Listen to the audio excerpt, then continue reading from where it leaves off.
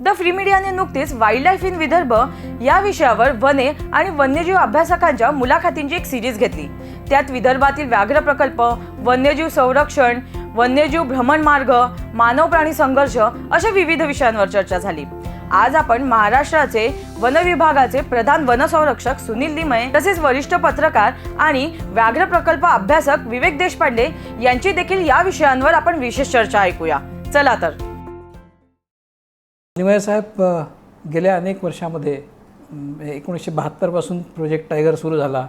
आपल्याकडे मला वाटतं मेळघाटपासून त्याची सुरुवात झाली आणि गेल्या या साधारण 50 वर्षामध्ये वाघांच्या संख्येमध्ये महाराष्ट्रात चांगली इम्प्रेसिव्ह वाढ झालेली आहे। गेल्या काही 10-15 वर्षात ती जास्त प्रॉमिनंटली झालेली आहे आणि आपण ज्याला वाघाची वाढ म्हणतो, वाघाच्या संख्येत वाढ म्हणतो, त्याला हे ओघाने झालं की प्रे पॉप्युलेशनसुद्धा वाढली आहे।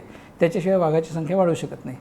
तर हे जे इम्प्रेसिव्ह ही जी ग्रोथ आहे, टायगर नंबर्सची ही जी वाढ आहे, या सक्सेसच्या मागे काय कारण आहेत असं तुम्ही सांगाल? खरी गोष्ट आहे अगदी की 1973 ते आज आपण 2022 एवढा जर सगळा कालावधी बघितला त्यात खूप फरक पडलेला आहे।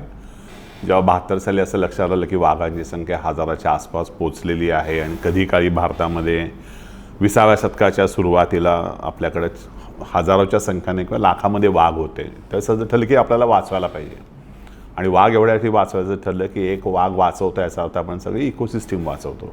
मग तेव्हापासून जे सगळं सुरू झालं आणि आज जर आपल्या देशामध्ये जर आपण बघितलं तर वाघांची संख्या 3000च्या वर ऑलरेडी गेलेली आहे। जगामधले 3700 वाघ जर धरले तर भारतातले वाघ जे आहेत ते सगळ्यात जास्त वाघ आहेत आणि याला एकच की सगळ्याच यांनी म्हणजे शासनाचं याच्यामध्ये असलेलं धोरण, त्यासाठी केलेले प्रयत्न, वनविभाग आणि सर्व शासकीय यंत्रणांनी केलेले प्रयत्न आणि त्याच्यामध्ये स्वयंसेवी संस्था, त्याच्यानंतर मीडिया आणि स्थानिकांचा सहभाग खूप मोठा आहे याच्यामध्ये। कारण का स्थानिक जेव्हा ठरवतात की एखादी गोष्ट व्हायला पाहिजे, पण आजकालच्या काळामध्ये जर आपण बघितलं तर बहुतांश ठिकाणी असं दिसते की एकंदर बातम्यांत असं वाटतं की स्थानिकांचा खूप आता विरोध या सगळ्या गोष्टीला व्हायला लागला आहे। तर एवढ्यासाठी ती वाघांची जी संख्या एवढी जी प्रचंड वाढलेली आहे, आपल्या सगळ्यांना माहिती असेल की सेंट पीटर्सबर्गला 2010 साली जी एक शिखर परिषद झाली होती, त्यात असं ठरलं होतं की जी आत्ता सध्या जी वाघांची संख्या आहे 1900च्या आसपास, ती 2022 साली दुप्पट व्हायला पाहिजे, 2x, आणि ते आपण टार्गेट ऑलरेडी आपण अचीव केलेलं आहे। कधी काळी जे भारतामध्ये 1400+ वाघ होते ते आज वाघ 3000ला पोचलेले आहेत आणि संपूर्ण सिस्टीम वाचवण्याचे या सगळ्यांनी केलेले जे प्रयत्न आहेत त्याचं उत्तम उदाहरण म्हणजे आपली वाढलेली वाघांची संख्या आहे। त्यामुळे एकाच फक्त गोष्टीला महत्त्व न देता सगळ्यांनी केलेले प्रयत्न हे जे झालेले आहेत त्याने वाघांची संख्या खूप चांगल्या प्रकारे वाढलेली आहे। आता 4 इयरली टायगर सेन्सस सुरू आहे।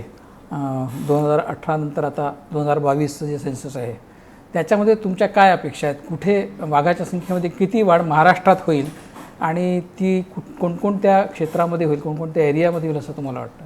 महाराष्ट्रामध्ये सगळीकडेच वाघची संख्या वाढलेली दिसून येत आहे। आपण पश्चिम महाराष्ट्र जर बघितलं तर पश्चिम महाराष्ट्रामध्ये वाघांच्या संख्येमध्ये फारशी वाढ नाही आहे। दुर्दैवाने आपल्याकडे त्या भागामध्ये रेसिडेंट टायगर्स किंवा ब्रीडिंग पॉप्युलेशन नाही आहे। पण आपला जो महत्त्वाचा सगळ्यात हब आहे तो म्हणजे आपला विदर्भ। त्या विदर्भामध्ये वाघांची संख्या नक्कीच वाढलेली आहे आणि ही संख्या जी आज वाघांची संख्या निव्वळ विदर्भ जरी बघितलं तर ती नक्कीच 300च्या वर गेलेली आहे आणि संपूर्ण राज्याचा जर विचार केला ती नक्की संख्या जी ती 400च्या आसपास पोचलेली संख्या आहे, ज्याच्यामध्ये आपण 2 वर्षापर्यंत ते जे वाघ आहे ते धरत नाही आपण, कारण का एवढ्यासाठी की ते वाघ ॲडल्ट जेव्हा होतील म्हणजे 2 वर्षाच्या वरचे तेव्हा ती संख्या धरतो। पण त्याची जर संख्या बघितली तर विदर्भा पूर्णपणे वाघांचं नंदनवन आधी पण होता आणि तो आता पण ठरणार आहे, याच्याबद्दल काही वादच नाही। आणि याच्यामागचं तत्व मात्र हेच आहे की नुसता एकटा वाघ ह्याच्यामध्ये वाढत नाही आहे, तो वाघाच्यावर असलेले जे प्रिडेटर आहे ज्याला आपण को प्रिडेटर म्हणतो त्याला बिबळ्यांच्या संख्येचा खूप लक्षणीय वाढ आहे आणि याच्यामध्ये एकच याचा जो आपला थोडासा जो निगेटिव्ह इम्पॅक्ट म्हणतो तो खूप ठिकाणी आज बिबळ्या दिसायला लागलेला आहे। आपल्याला मराठवाड्यासारख्या ठिकाणी तर खूप ठिकाणी बिबळ्या दिसतो। ते लोक नेहमी म्हणतात की हे आपण जे कॉन्झर्वेशन एफर्ट्स करतोय, संवर्धन करतो आहे, त्याचे दुष्परिणाम तर आपल्याला भोगायला लागणार नाहीत ना, आणि त्या दृष्टीने मात्र आम्हाला आता सरकारला आणि याला सगळ्यांना प्रयत्न करावा लागत आहे। तिसरा प्रश्न त्याच संदर्भात आहे की ही जी वाढती संख्या आहे ही एका अँगलनी खूप चांगली गोष्ट आहे, पण दुसऱ्या दृष्टीने आपण पाहिलं तर त्याच्यातले चॅलेंजेस पण खूप मोठे आहे। ही पॉप्युलेशन तुम्ही कशी सस्टेन करणार आणि ती सतत वाढवायची पण आहे। म्हणजे अजून तरी काही सरकारने असं ठरवलेलं नाही की आपल्याला 400च्या वर वाघ न्यायची नाही आहे किंवा 500च्या वर वाघ न्यायची नाही आहे। असं खूप एक्सपर्ट्सचं मत आहे की अजूनही आपण खूप मोठ्या संख्येने वाघांचं अकोमोडेशन आपल्याकडे पॉसिबल आहे. तर तसे पुष्कळसे एरियाज आहे जिथे वाघ नाही आहे, तिथे आपण त्यांची संख्या वाढवू शकतो. तर अशा परिस्थितीमध्ये what are the major challenges, काय मोठे प्रश्न आपल्यापुढे राहणार आहे, ही पॉप्युलेशन सस्टेन कशी करायची आणि ती लोकांना त्रास न होता कशी सस्टेन करायची. तर हे जे चॅलेंजेस आहे, हे कोणकोणते चॅलेंजेस आहेत, ते तुम्ही कसे फेस करणार, त्याच्यासाठी काय रोडमॅप आहे? सगळ्यात मोठं तर चॅलेंज आमच्या समोर आहे की लोकांना आधी समजावून सांगणं की कुठपर्यंत ही वाघांची किंवा बिबळ्यांची संख्या वाढणार आहे. सद्यस्थितीला काय असं साधं गणित नाही की आधी एवढे वाघ होते आता एवढे वाघ होतील. पण ही गोष्ट खरी आहे की जे सगळे एफर्ट्स कॉन्झर्वेशनचे होत आहेत त्यातनं वाघांची संख्या निश्चित वाढत राहणार आहे. फक्त थोडंसं काही गोष्टी ज्या लोकांना सांगण्यामध्ये आम्ही प्रयत्न करतो आहे पण कदाचित आम्ही कमी पडतो आहे की हा सगळा ज्याला आम्ही इंटरफेस म्हणतो किंवा मराठीमध्ये ज्याला आपण संघर्ष म्हणतो, हा संघर्ष निव्वळ जागेवरनं आहे. बहुतांशी ठिकाणी प्राण्यांची जागा आहे त्या जागेमध्ये आपण शिरलेलो आहे. खूपशा गोष्टी ज्या आहेत, विकास त्याला आपण त्याला नाव दिलेलं आहे पण दरदिवसा विकास काही खरा नसतो. शेतीसाठी होणारी अतिक्रमणं आहेत, जंगलामधनं आपल्याला जे मायनर फॉरेस्ट प्रॉड्यूस म्हणतात, तेंदू आहे, महुआ आहे, तो गोळा करण्यासाठी जेव्हा लोक जंगलामध्ये जातात तेव्हा काही ठराविक गोष्टी लोकांच्याकडनं पाळल्या जात नाहीत. आता याच्यामध्ये सर्वसांचं म्हणणं असं आहे की जे वर्षानुवर्ष आम्ही जे हक्क आमचे घेतलेले आहे, जे वागत आलो आहे, त्यात कसा आम्ही एकदम बदल करू. पण आपल्या दोन गोष्टी नेहमी लक्षात ठेवायला पाहिजे. जेव्हा राज्य शासन हे सगळे प्रयत्न करतं आहे वन्यजीव संवर्धनाचे, त्या वन्य प्राण्यांना त्यांची जागा देणं यासाठी प्रत्येकाला आपल्याला प्रयत्न हा करायलाच लागणार आहे. कारण का बघा, मी नेहमी लोकांना एक गोष्ट सांगत असतो की जेव्हा संघर्ष वाढतो त्या वन्य प्राण्यांतर मी काही शिकवू शकत नाही, का मी बोलून त्यांना काही सांगू शकत नाही, पण लोकांना मात्र मी निश्चित सांगू शकतो की काय त्यांनी करायला पाहिजे आणि काय नाही करायला पाहिजे. आणि संघर्ष टाळायचा असेल तर निव्वळ प्राण्यांची जी जागा आहे ती फक्त त्यांना आपल्याला द्यायची आहे. त्यांच्या जागेमध्ये आपल्याला जायचं नाही. आत्ता जसं आपण म्हटलं की आज महाराष्ट्रामध्ये जर वाघ 400च्या आसपास चाललेले आहेत, जसं चंद्रपूर जिल्हा जर घेतला तर 200च्या वर वाघ तर तिथंच आहेत आपल्याकडं. मग हे वाघ जाणार कुठं सगळे? लोकांना खूप भीती असते की जर जंगलातली जागा नसेल ते वाघ बाहेर येतील का?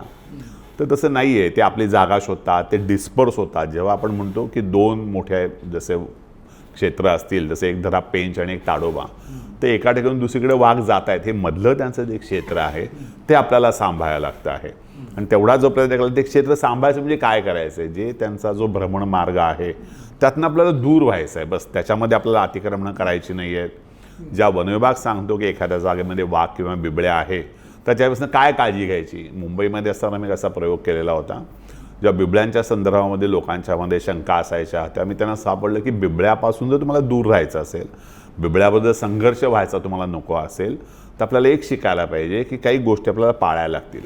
आपण त्याला दुसरं आम्ही नाव दिलं की लिव्हिंग विथ द लेपर्ड्स, म्हणजे लेपर्ड बरोबर राहा. याचा अर्थ असा नाही की जिथं लेपर्ड आहे तिथं जाऊन राहा, तर लेपर्डच्या बरोबरीनं राहा. जी लेपर्डची जागा आहे ती त्याला द्या, त्याच्या जागेत तुम्ही जाऊ नका. इथं सुद्धा आता असं निघलं की राज्य शासनामध्ये 2 राज्यस्तरावरच्या समिती नेमल्या होत्या. एकाला अभ्यास करायचा होता की मानव वन्यजीव संघर्षामध्ये मानव आणि बिबळ्यांच्यामध्ये का संघर्ष वाढतोय, आणि हा संघर्ष विदर्भ, पश्चिम महाराष्ट्र, मराठवाडा, खानदेश सगळीकडेच हा संघर्ष आहे. दुसरा वाघांचा संघर्ष जो आपल्याकडे विदर्भात खूप जास्ती आहे.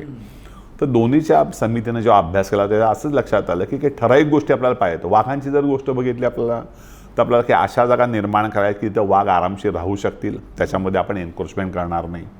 चंद्रपूरसारखी जी जागा आहे, शहरालगतची जागा आहे, Chandrapur super thermal power station, आज तिथं वाढलेलं प्रॉसोपीस, तिथं असलेली गाई गुरं, ह्याने ही अशी झाली की वाघासाठी ती सुंदर जागा आहे की वाघीण तिथं येऊ शकते, ब्रीडिंग करू शकते, तिला आणायचे खाद्यपदार्थ मिळतात, खायला गुरं आहेत, हे तिथं आपण ठेवता कामा नये.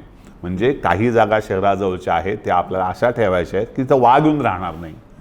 आणि ज्या जागा चांगल्या आहेत, जसं ताडोबा आहे, ताडोबून येणारे भ्रमण मार्ग आहे, जिथं वाघ येतात तिथं आपण जायचं नाही. या 2 गोष्टी जर आपण पाळल्या, त्याच्यानंतर काही गोष्टी आपल्याकडे असे की जंगलं आपल्याकडे आहे, जसं गडचिरोली आहे, आपल्याकडे सह्याद्री टायगर रिझर्व आहे पश्चिम महाराष्ट्रातलं. ह्या जागेमध्ये आपल्याला काही वाघ नेता येतील का? असे वाघ की जे मोठे होऊन एखाद्या संघर्षात येण्यापूर्वीच, म्हणजे जेव्हा आईपासून दूर होतात, त्यांना आम्ही न्यायचा एक प्लॅन केलेला आहे. ते जर आपण असे नेले तर त्या वाघांना दुसरी जागा मिळेल, तिथे ते सेटल होतील, तिथे त्यांचं पॉप्युलेशन वाढेल. तर अशाच जागा आपल्याकडे महाराष्ट्रामध्ये आहेत. हीच गोष्ट बिबळ्यांच्या बाबतीतली आहे. बिबळ्या असा आहे की हा बिबळ्या वाघापेक्षा छोटा असलेला प्राणी आहे, पण तो जास्त ॲडॅप्टिव्ह आहे. तर बिबळ्याला जिथं खायला सहज अन्न मिळतं, तिथं थोडीशी लपायला जागा मिळते, तिथं बिबळ्या जातो आणि राहतो. पश्चिम महाराष्ट्राचं आपण उदाहरण जर घेतलं तर ऊसाची जी सगळी शेती आहे ती ऊस कापणीला दिवस असतात डिसेंबर जानेवारी. पाणी भरपूर आहे त्या भागामध्ये, वाघाला बिबळ्याला लपायला ती सुंदर जागा आहे आणि नेमकी बिबळ्याची पिल्लं देतो ती अशा कालावधीत देतो. त्यामुळे मजुरांना जेव्हा हे कॉन्ट्रॅक्टर नेतात त्यामुळे लोकांना सांगतो मजुरांना घेऊन चालाय तर मजुरांच्या सोयीसोयीकडे लक्ष द्या, त्यांना ओपनमध्ये जाऊ देऊ नका. सकाळी जेव्हा लोक प्रातर्विधीला जातात नेमका त्याच वेळी त्यांचा बिबळ्याशी संघर्ष होतो. गावामध्ये जे गोठे आहेत त्या गोठ्याला जाळी बसवली जर असेल तर बिबळ्याहून तुमच्या जनावर हल्ला करणार नाही. बऱ्याचदा बिबळ्या पाण्यात पडून मरतो, विहिरीला कठे नसतात, ते कठडे बसवा. तर यासाठी प्रशासनानं एकत्र, प्रशासन म्हणजे मी असं म्हणतो की नुसतं वनविभाग नाही तर आमचं महसूल विभाग, पोलीस विभाग, वनविभाग, त्याच्यानंतर याच्यासाठी जो काम करणार रुरल डेव्हलपमेंट आपलं आहे, ग्राम विकास विभाग, त्या सगळ्यांची ही कामं आहेत. आणि या सगळ्यात एक गोष्ट फक्त नक्की, हा फक्त जागेचा प्रश्न आहे. प्राण्यांची असलेली जागा आपण बळकावली त्यामुळे हा संघर्ष वाढतोय. प्राण्यांना त्यांची जागा द्या, आपण आपल्या जागेत राहा, एवढं जरी आपण सूत्र पाळलं तर हे संघर्षाचं प्रमाण कमी होईल आणि जे कॉन्झर्वेशन एफर्ट्स आहेत ते आपले खूप चांगले चालू राहतात. याच्याकडे थोडंसं दुसऱ्या दृष्टीने पण बघता येतं. जसं ज्यावेळेला आपण प्रोजेक्ट टायगर सुरू केला आणि वाघाचं संवर्धन, प्रेडेटर्स, प्रे स्पीशीज सगळ्यांचं संवर्धन सुरू केलं त्यावेळेला आपण कदाचित याची कल्पना केली नव्हती की इतक्या मोठ्या संख्येने ते वाढतील आणि आपण त्याचं प्रोजेक्शन करून की समजा 50 वर्षामध्ये इतकी संख्या वाढली तर हा संघर्ष निर्माण होणार आणि तो संघर्ष निर्माण होऊ नये किंवा तो आपल्याला मिटिगेट करता येईल या दृष्टीने त्याच वेळेला आपण काही पावलं उचलायला सुरुवात केली असती कदाचित हा संघर्ष झाला नसता. म्हणजे आता ते ताडोबाचे वाघ जे CSTPSमध्ये येतात तर आपण दोष देतो तिथे प्रोसोपिसचं जंगल आहे, तिथे गाई गुरंढोरं असतात, हे बरोबर आहे. पण त्या वाघांना दुसरीकडे जायला जागा असती, आपण सुरुवातीपासून कॉरिडॉर डेव्हलपमेंटचं काम केलं असतं तर ते वाघ कदाचित त्या CSTPSमध्ये आले नसते. म्हणजे हा जो आपला मॅन्डेट आहे, जो आता आपण आज आपल्याला ओळखता आला की हा आपला मॅन्डेट आहे, आपल्याला वाघांच्या भ्रमण मार्गांसाठी काहीतरी केलं पाहिजे हे आज आपल्याला समजतं.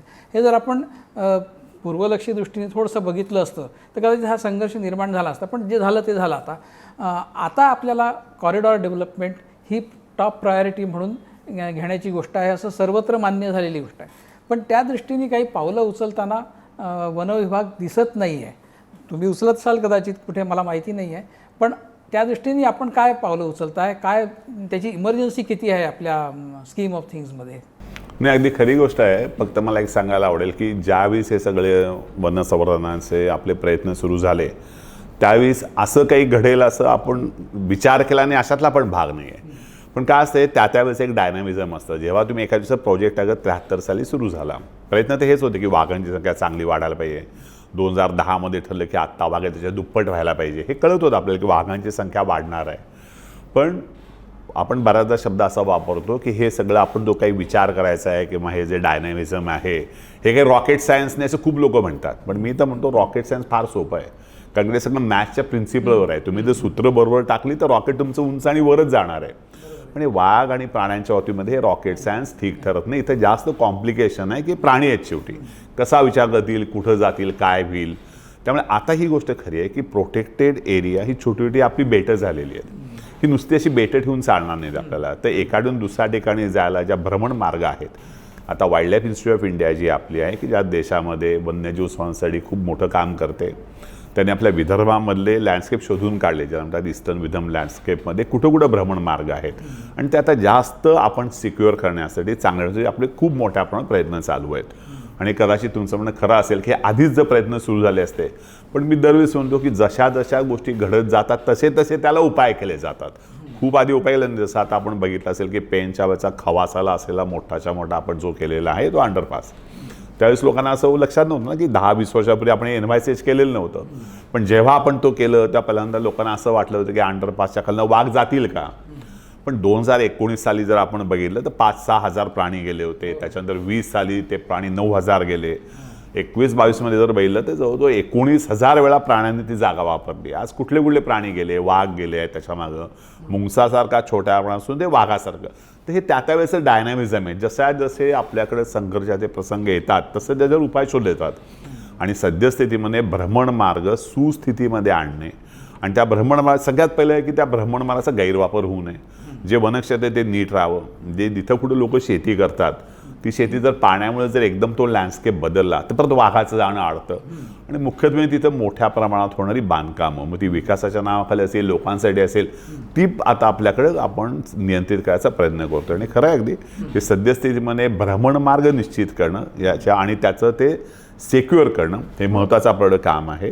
आणि त्याचवेळी दुसरी गोष्ट राज्य शासन मोठ्या प्रमाणावर करते. तुम्ही ऐकलेलं असेल की आपल्याकडे जसं अभयारण्य आणि राष्ट्रीय उद्यान हे 2 प्रकार आहेत संरक्षित क्षेत्राचे, त्याचप्रमाणे आपल्याकडे असे याला म्हणतात राखीव संवर्धन, त्याला नाव आहे आपल्याला हे जगत कॉन्झर्वेशन रिझर्व. कॉन्झर्वेशन आपण म्हणाल तर अभयारण्याच्या सारखाच एक प्रकार आहे, पण त्याला पूर्णपणे अभयारण्य म्हणता येते, ते नियम लागू होतात.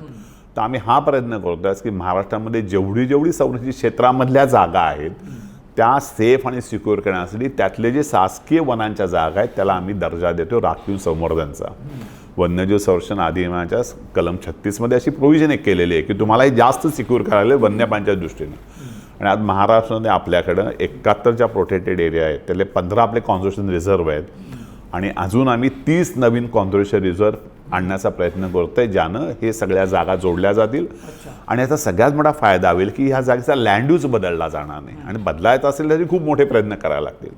आणि हे जर आम्ही सगळं जर व्यवस्थित आम्हाला करता आलं जसं ठरवलेलं आहे. पण तुम्ही सगळेजण बघतायत की हे जे सध्या सरकारमध्ये आपण बघितलं की माननीय मुख्यमंत्री, पर्यटन मंत्री की दोघंही अगदी ज्यांना आम्ही ग्रीन म्हणतो की वनांची काळजी घेणार आहे, त्यामुळे ह्या खूप गोष्टी आम्हाला करता येत आहेत.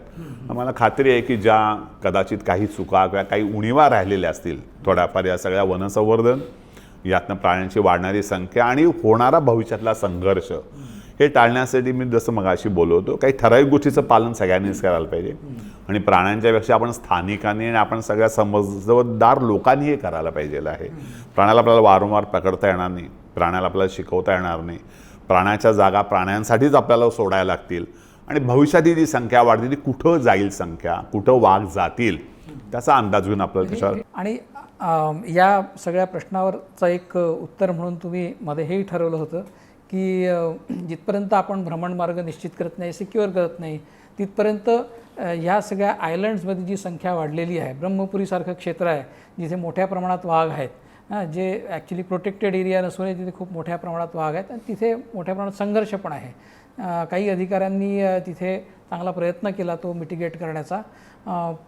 पण हे जे वाघ आहेत, आता हा संघर्ष टाळण्यासाठी यातले काही वाघ आपल्याला उचलून दुसरीकडे घेऊन जायचे आहेत. मला वाटतं 14 वाघांचं काहीतरी असं एक ठरलं होतं मध्ये, आपण इकडून तिकडे ते शिफ्ट करायचे. तर हा प्रयोग तुम्ही करणार आहात का, आणि तो करणार असाल तर तो कसा करणार आणि त्याची रूपरेषा काय आहे थोडंसं सांगा. नक्की, अगदी तुमचं म्हणणं बरोबर आहे. तर मगाशी जसं मी म्हटलं होतं त्याला आपण म्हणतो कॉन्झर्वेशन ट्रान्सलोकेशन. ब्रह्मपुरीमधले काही वाघ जे त्यातले आम्ही 4 वाघ जे आहेत त्याच्यावर त्याचं ऑलरेडी मॉनिटरिंग त्याचं चाललेलं आहे. 4 सिबलिंग आहेत त्या आणि 4ही फिमेल आहेत. आमचा प्लॅन असा आहे की शक्यतो पावसाळ्यापूर्वी यातल्या किमान 2 पहिल्यांदा ज्या फिमेल आहेत त्यांना ट्रँक्युलाइज करून आम्ही घेऊन चालले नागझिराला. नागझिरा एवढ्यासाठी की नागझिरा एक अशी जागा आहे की जिथं बऱ्याचशा ठिकाणी वाघ येतात आणि जातात. तो एक भ्रमणमार्गातला एक चांगला मोठा मार्ग आहे. आणि तिथं जे मेल फिमेल म्हणजे नर आणि मादीचं जे प्रमाण आहे ते जसं किमान एकाच 3 आपल्याला पाहिजे आहे ते तसं नाही आहे तिथं. त्यामुळे इथल्या 2 ज्या फिमेल टायग्रेस आहेत त्या घेऊन तिथं जायच्या आहेत आम्हाला. नंतर अजून 2 त्यांना नेता येईल. हा मी प्रयत्न आत्ता करणार आहोत पावसाळ्याच्या आधी. यासाठी आत्ता 26 तारखेला एक तांत्रिक समितीची बैठक असते नॅशनल टायगर कॉन्झर्वेशन अथॉरिटीची. तिथं हा विषय चर्चा झाली. शासनाने यासाठी पूर्णपणे तयार आहे. ब्रह्मपुरीनं जे वाघ न्यायचे त्याचं मॉनिटरिंग आम्ही करतो आहे. Wild life institute of India आमच्याबरोबर आहे. जिथं हे आपल्याला वाघ घेऊन जायचे आहेत तिथले अधिकारी, तिथले वनाधिकारी नागझिराचे तयार आहेत. महत्त्वाचं आम्ही काम करतो की स्थानिकांना या बाबतीमध्ये तयार करणं, स्थानिकांना समजावून सांगणं की आपण का वाघ आणतो, हे वाघ आणलं त्याचं आपण वर्षभर कसं मॉनिटरिंग करणार. आणि ज्यावेळेस हे वाघ इथं ब्रीडिंग करायला लागतील त्यावेळेस हे वाघ इथले आपले झाले. आणि एकदा हा प्रयोग यशस्वी झाल्यानंतर आपल्या अशा खूपशा जागा आहेत. एक तर सह्याद्री आहे. सह्याद्रीला एक तांत्रिक प्रश्न असा येतो की इथले वाघ आपण सह्याद्रीमध्ये न्यायचे का. त्यात 2 मतं आहेत, 2 स्कूल्स ऑफ थॉट आहे की नाही इथला वाघ नेता कामा नये. हा आपला सेंट्रल इंडियाचा आहे. माझं म्हणणं आहे की जर आमचा वॉकर जर यवतमाळपासून औरंगाबादपर्यंत जातो तर पुढे जागा राहिली किती, औरंगाबाद, पुणे, सातारा, त्याला काय फारसा वेळ लागणार नाही. आणि जेनेटिक पूल जर आपल्याला वाढवायचा असेल तर आपल्याला हा प्रयत्न करता येईल. पण त्यापूर्वी जसं नागझिरा आहे, तसं नवेगाव आपल्याकडं आहे, तसं गडचिरोली आपल्याकडं आहे.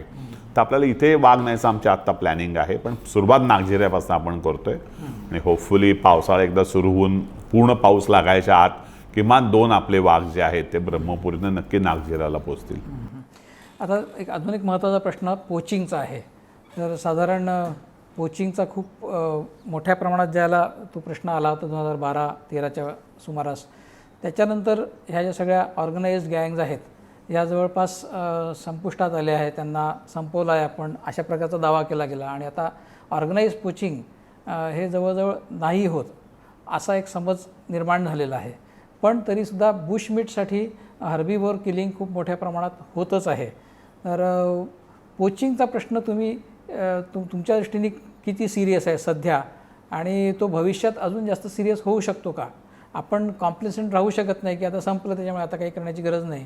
तर you have to always, you cannot let your guard down आणि be always vigilant against it. तर त्या दृष्टीने तुमचे काय प्लॅन्स आहेत? नाही, अगदी बरोबर आहे. अगदी की पोचिंगच्या बाबतीमध्ये ऑर्गनाइज पोचिंग म्हणजे विशेषतः आपण ज्या 2 आपल्याकडे कम्युनिटी असायच्या, बहेली आणि बावरिया, त्यांचा जेवढा प्रभाव आधी होता तो नक्कीच कमी झालेला आहे. पण प्रभाव संपला असं म्हणत नाही मी, कारण का बऱ्याचदा मधनं अलर्ट येतात की काही ठिकाणी आपल्याला बहेल्या लोक दिसलेली आहेत, थोडं लक्ष ठेवायला पाहिजे. आणि आपल्याकडं बुश मीटसाठी पोचिंग होते ही अगदी खरी गोष्ट आहे की लोकांना वाघ किंवा बिबळ्या जरी मारायचा नसेल तर तारा लावल्या जातात, फास लावले जातात, त्याच्यामध्ये बऱ्याचदा होतं. ते तर मुंबईसारख्या ठिकाणीसुद्धा दिसून आलेले, संजय गांधी नॅशनल पार्कसारख्या ठिकाणीसुद्धा असे प्रयत्न केले गेले होते, ताडोबामध्ये होतात. तर त्यासाठी एक तर अवेअरनेस आणि लॉचं स्ट्रिक्ट इम्प्लिमेंटेशन ह्या गोष्टी आमच्याकडनं खूप प्रयत्नपूर्वक करायच्या चालू आहे. आम्ही थोडं जिथं कुठं कमी पडलं ते म्हणजे खबऱ्यांचं जाळं जेवढं आम्ही पसरवायला पाहिजे होतं वनविभागानं, तेवढं कदाचित आम्ही करू शकलो नाही. जेवढे लोक पोलिसांचं खबऱ्यांचं जाळं असतं जेव्हा आपण सगळीकडे बघतो, तर त्यासुद्धा प्रयत्न चाललेला आहे की खबऱ्यांचं जेवढं आपल्याला जाळं पसरवता येईल त्यातनं आपल्याला बरीचशी माहिती मिळते. आणि खबरे जेवढे पक्की माहिती देतील तेवढा इमिडिएटली स्विफ्टली ॲक्शन व्हायला पाहिजे. यासाठी आपल्याकडे की माझ्या कार्यालयामध्ये आपण एक सेल सुद्धा सुरू केलेला आहे, त्याचं नाव आहे वाईल्ड लाईफ क्राईम सेल. आणि हा वाईल्ड लाईफ क्राईम सेल जो आहे तो पोलीस विभागाच्या क्राईम सेलसारखा नाही आहे. म्हणजे इथले अधिकारी फील्डमध्ये जाऊन काही करतील अशाला भाग नाही आहे. पण ज्या ज्या घटना आपल्याकडे झालेल्या आहेत त्याचा डाटा एकत्र करणं आणि तो डाटा संस्करण करून जेव्हा एखाद्या आपण वन्यजीव अपराधामधल्या केसेस कोर्टामध्ये टाकतो तर त्याचा पुरेसा पाठपुरावा करून त्या लॉजिकल एंड पण जातील यासाठी प्रयत्न पहिल्यांदा क्राईम सेल करेल. आणि मग त्याच्यानंतर ज्या फील्डच्या अधिकाऱ्यांना जी काय सगळी मदत लागेल त्या दृष्टीनं हा सेल स्ट्रॉंग बनवायचं चाललेलं आहे. आता एक प्रश्न असा येतो की जेव्हा विविध घटना घडत जातात ते कोर्टामध्ये जातं, पेपरमध्ये येतं, खूप त्याचा उदो केला जातो, पण पुढं बऱ्याचदा त्या केसेसकडे दुर्लक्ष होतं, लक्षात राहत नाहीत, केसेस तशाच राहतात. ह्या गोष्टी जरी आम्ही टाळल्या त्यासाठी हा प्रयत्न चाललेला आहे. त्यासाठी वाईल्ड लाईफ क्राईम सेल सध्या काम करतो आहे. त्याच्यानंतर आम्ही हा प्रयत्न करतो आहे की कोर्टात जेव्हा केस उभी राहते ते वकिलांनी वन्यजीवांची बाजू कशा प्रकारे ती मांडली जाईल, कारण का इथं कोण आपल्याकडे बोलणारे कोण नाही आहे, प्रत्यक्षदर्शी आपल्याकडे विटनेसेस आपल्याकडे फार कमी वेळा मिळतात. तर सर्कमस्टन्शियल इव्हिडन्सवर केस कोर्टात कशी पक्की होईल यासाठी सुद्धा आम्ही प्रयत्न करतो आहे. बऱ्याचदा वनाधिकारी जे ते त्यांच्या स्तरावर विविध ज्युडिशियल ऑफिसरशी बोलतात, कारण का बऱ्याचदा वन्यजीव अपराधाकडे बघायची जी लोकांची पद्धत आहे त्यासाठी जसा माणसाचा मृत्यू झाल्यानंतर ज्या पद्धतीनं बघितलं जातं, खून एखाद्याचा झाला तेवढ्या सिरियसली याच्याकडे बघितलं जात नाही. पण याच्यामध्ये एक गोष्ट नक्की आहे मात्र की हायर ज्युडिशरी याच्याकडे खूप मोठं लक्ष देते. की मी तर म्हणेन की वन्यजीव जे काय आज आहेत ते वाचवण्यामध्ये हायर ज्युडिशरी खूप मोठं याच्यामध्ये योगदान आहे. तिसरं आमचं वाईल्ड लाईफ क्राईम सेलनं आम्ही एक काम करतो की आम्ही एक ॲप तयार करतो आहे ज्याचं नाव सद्यस्थितीमध्ये प्रायमरी सुगावा असं ठेवलेलं आहे. सुगावा म्हणजे एखादी गोष्टीचाच आपल्याला अपराध लावायचा असेल काय माहिती आपल्याकडे मिळेल, तो डाटा कसा एकत्र केला जाईल, अपराध शोधण्याचा कसा उपयोग केला जाईल. आज आपल्याकडे सगळ्यांच्याकडे मोबाईल स्मार्टफोन आहेत, त्याच्यामध्ये आमच्याकडे एम स्ट्राईक म्हणून आम्ही एक सॉफ्टवेअर वापरतो की जंगलामध्ये आपली लोक कुठं फिरतात आणि गावागावांच्या मध्ये जाऊन लोकांची संपर्क ठेवणं. मगाशी जो आपला विषय झाला होता ॲक्टिव्ह कोऑपरेशन, लोक जेव्हा आमच्या बाजूनं असतील त्या घटना आपाप कमी होत जातील. पण कुठल्याही परिस्थितीमध्ये वनविभागानं आपला जो हा गार्ड आहे तो कुठेही लोअर केलेला नाही आहे. पोलिसांशी आपण रेग्युलरपणे टचमध्ये असतो आणि आपल्याला माहिती असेल की एक राज्यस्तराचा टायगर सेल काम करतो की ज्याचे प्रमुख जे असतात अध्यक्ष असतात ते डायरेक्टर जनरल ऑफ पोलीस आहेत. सुदैवाने आता आपलं झालं की आज वनविभाग जो आहे तो सांभाळण्याची जबाबदारी माननीय मुख्यमंत्र्यांची आहे. त्यामुळे बऱ्याचशा गोष्टी पोलिसांचं एस्पेशली असलेलं कोऑर्डिनेशन हे दिवसेंदिवस जास्त चांगलं होत चाललेलं आहे.